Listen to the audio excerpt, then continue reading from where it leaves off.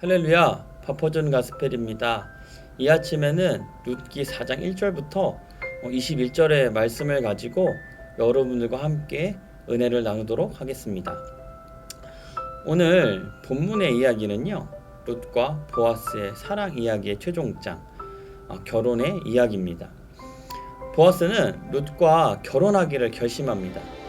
왜냐하면 룻은 어린 나이에 남편을 잃어 과부가 되었고 자신과 비슷한 또래의 남자와 재혼할 수 있었음에도 불구하고 시어머니 권면에 순종하여 자신보다 한참이나 나이가 많은 보아스에게 청혼하였으며 보아스는 그녀의 청혼을 받아들였기 때문이었습니다. 그런데 보아스와 룻에게 있어서 한 가지 넘어야 할 산이 있었습니다.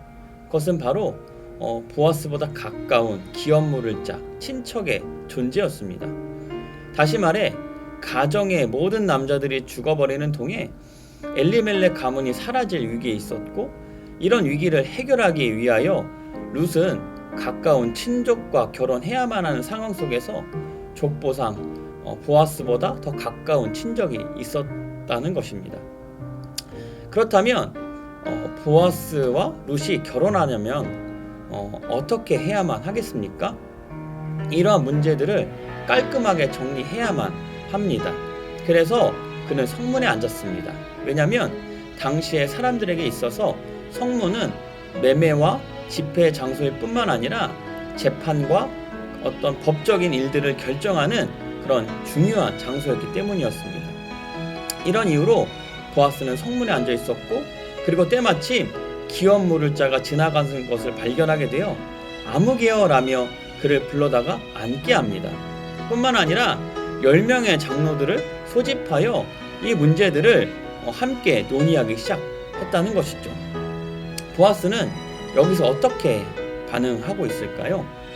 그는 기업 물을 자에게 모압 지방에서 돌아온 나오미가 우리 형제 엘리멜렉의 소유지를 팔려고 하는데, 내가 여기 앉는 사람들과 장로들 앞에서 이 사실을 당신에게 알립니다. 그런데 만일 당신이 이 땅과 기업을 사서 물으려면 그렇게 하시고, 그렇게 하지 않으려면 지금 나에게 말해 주십시오. 그 다음 차례가 저입니다. 이렇게 말을 해요. 이 말에 기업 물을 자, 그 친척은 어떻게 대답을 할까요? 사실 보아스의 계획은 기업을 물으지 않겠습니다, 포기합니다 라는 대답을 듣는 것이었습니다. 그런데 그의 계획과는 달리 기업 물을 자는 그 땅을 사서 기업을 물으겠다고 밝히죠.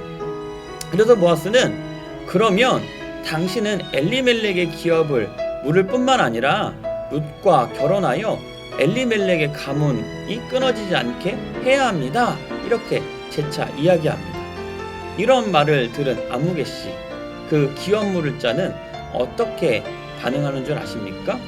처음과는 달리 내 기업에 손해가 있을까 하여 라는 말을 바꿔버려요. 자신의 권리를 포기해버립니다. 왜냐하면 만약 룻과 결혼하여 아들 하나만 낳게 되어버리면 그 아들이 엘리멜렉의 이름과 기업을 잊게 되고, 그로 인해 막상 자기의 기업은 없어지게 될 것이라는 어떤 염려와 계산이 있었기 때문이었죠. 이로써 보아스는 룻과의 결혼을 가로막는 큰 걸림돌을 해결합니다. 그리고 이어서 사람들의 축복 속에 결혼하게 되죠. 그리고 마침내 얼마 가지 않아 이 가정에 오벳이라는 아이가 태어나게 되는데, 이 아이는 훗날 다윗의 아버지인 이새의 아버지, 다시 말해 다윗의 할아버지가 된다는 것입니다. 오늘의 이야기는 여기까지면서 룻과 보아스의 이 사랑 이야기는 해피엔딩으로 막을 내리게 됩니다.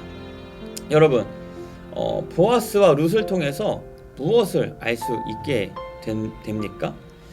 바로 하나님의 은혜입니다.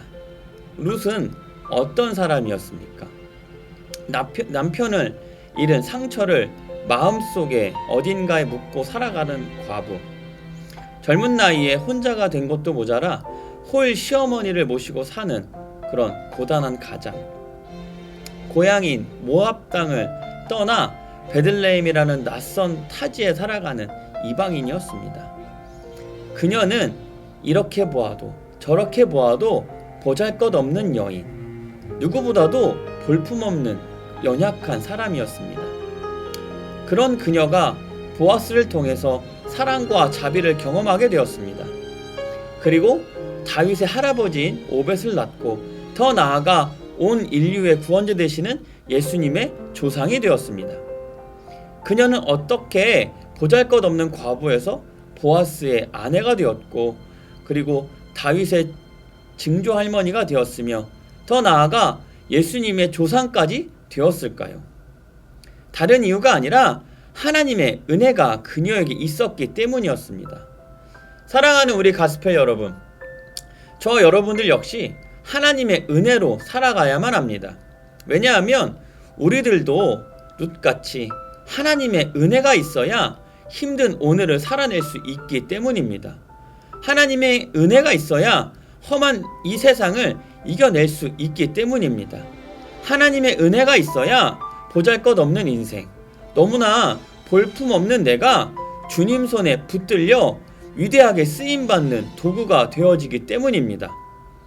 그러므로 이 아침 저와 여러분 모두는 하나님의 은혜를 구하며 그 은혜로 말미암아 살아가는 복된 사람들, 은혜의 사람들이 다 되어지시기를 이 시간 예수의 이름으로 축복합니다. 기도하겠습니다. 좋으신 하나님 아버지, 오늘도 우리에게 새로운 날 주셔서 어제에 이어 오늘을 살아가게 하심을 감사드립니다. 어제처럼 오늘도 우리에게 은혜 베풀어 주옵소서. 그래서 어제처럼 오늘도 내 힘이 아닌 하나님의 은혜로 살아가게 하시고, 그 은혜를 통해 오늘 나에게 펼쳐진 모든 일들과 상황 속에서 이겨내게 하여 주옵소서. 그러므로 말미암아 지금은 두렵고 떨리는 마음에 이 아침을 시작하지만 모든 일을 마치고 집으로 돌아올 때에는 가벼운 발걸음으로 승전고를 전하는 승자의 모습처럼 당당하게 집으로 돌아가게 하옵소서. 이 모든 것 주님께 맡깁니다. 예수님의 이름으로 기도합니다. 아멘.